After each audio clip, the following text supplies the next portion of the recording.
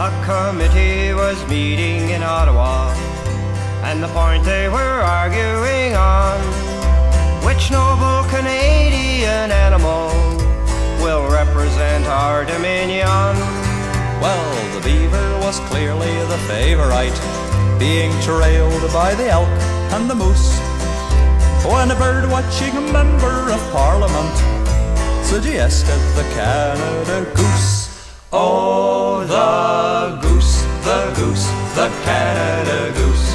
All pandemonium broke loose. We hope that you're jesting if you are suggesting the country's in need of a goose. The chairman was calling for order and trying to quiet the roar, addressing the offending member. There'll be none of that talk anymore. For though he's the pride of the nation and a true northern bird, that's a fact, you must realize there's some connotation with a highly indelicate act. Oh, the goose, the goose, the Canada Goose. Proposing him is no use, for in everyone's mind it's look out behind when you mention the Canada Goose. When news of this discrimination reached the Audubon Society, it spread like wildfire across the nation, from Gander across to BC. Why should one of our natural attractions, the pride of the feathery brood, be linked to the lecherous actions of someone licentious and lewd? Oh, the goose, the goose, the Canada Goose. We must protest this misuse.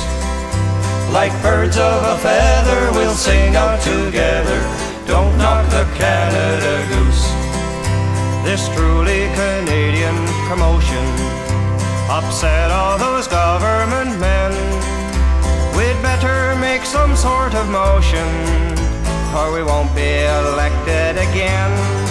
There'll be no more remarks about goosing. This practice must certainly end, and very soon we will be choosing some lesser-known feathery friend. For the goose, the Canada Goose is above such behavior so loose. And what bird we select for describing this act, it won't be the Canada Goose. So if you should feel something behind you as you start to wriggle and squirm, we'll just say a word to remind you.